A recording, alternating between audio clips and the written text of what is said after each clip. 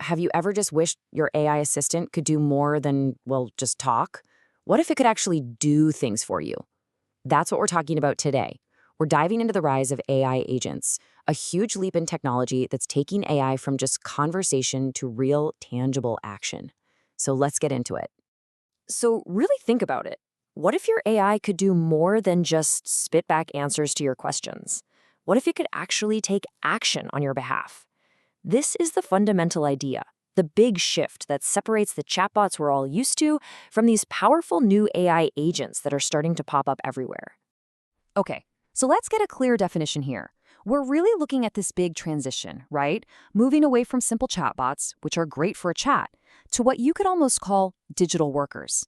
These are autonomous systems that are actually designed to perform tasks for you. This right here really breaks down the difference. A chatbot, it's reactive. It basically waits for you to ask something and then it gives you an answer. But an AI agent, that's a whole other ballgame. It's proactive. It can understand a goal, figure out what tools it needs, make some decisions, and then go and execute sometimes pretty complex tasks across a bunch of different apps. And this didn't just appear out of thin air. The journey here is pretty cool.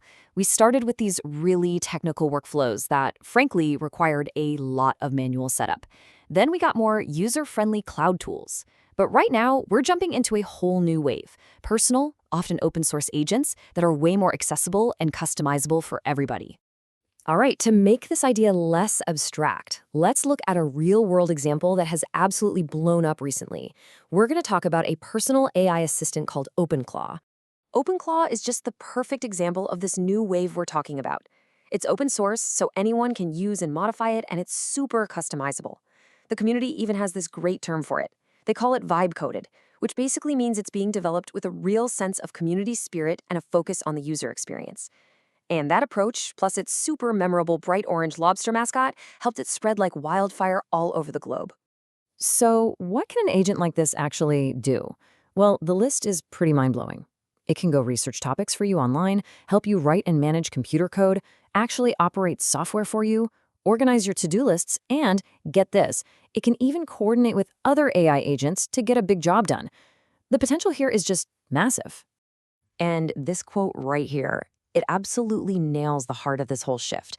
An AI agent isn't just some tool you talk to anymore. It's more like a partner that works right alongside you.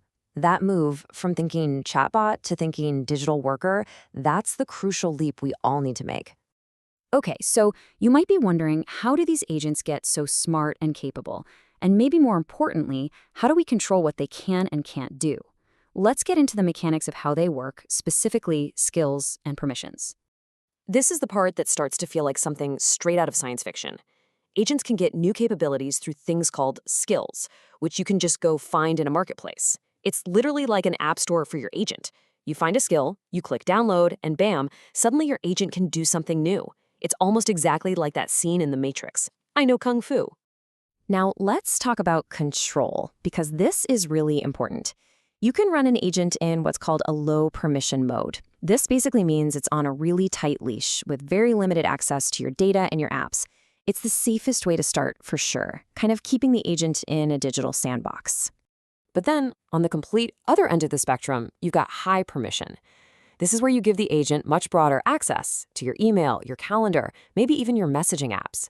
This is what unlocks its true power to work on its own, but it also opens up these huge questions about trust, security, and how much control we're willing to give up.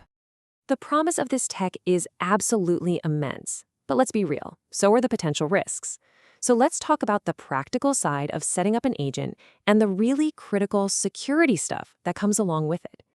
So getting started with an open source agent like OpenClaw is actually surprisingly easy.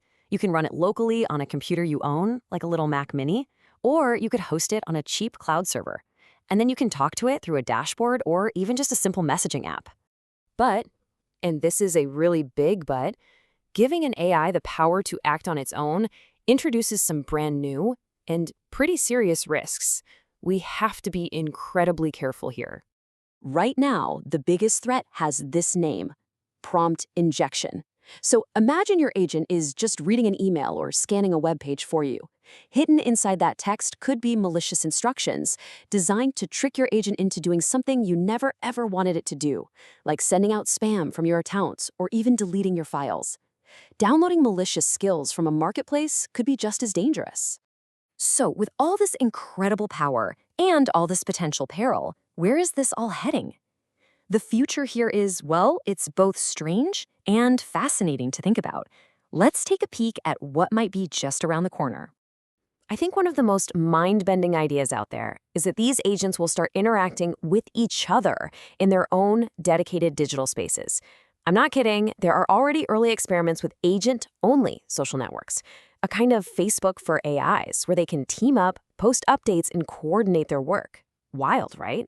Okay, here's a quick rundown, 10 predictions for what the future of AI agents could look like. 1, we're going to see an explosion of these skill marketplaces. 2, specialized agents for specific jobs will get way better than general ones. 3, agents will start hanging out in their own digital spaces. 4, imagine education where AI agents debate each other. 5, your agent could become an expert negotiator for you. 6, businesses will start deploying whole teams of agents. 7, security is going to become a make-or-break feature. 8, we'll see way more open source agents. 9, the race to build the best personal agent is going to get intense. And finally, number 10, the path to superintelligence might not be one giant AI, but a massive interconnected network of all these agents. And look, none of this is happening in a vacuum. We're about to see some fierce competition from every corner of the tech world. You've got the big AI labs, the huge cloud companies, and that amazing open source community all pushing innovation forward at a blistering pace. So, here's the bottom line. The age of agents isn't fully here yet. They're still early, they're definitely not perfect, and they absolutely come with risks. But this technology is moving so incredibly fast, its arrival feels pretty much inevitable. What we're all witnessing right now isn't just some new feature for our phones or computers. It's the very beginning of an entirely new digital workforce. So the real question isn't if this is going to change how we all work and live, but how and how soon.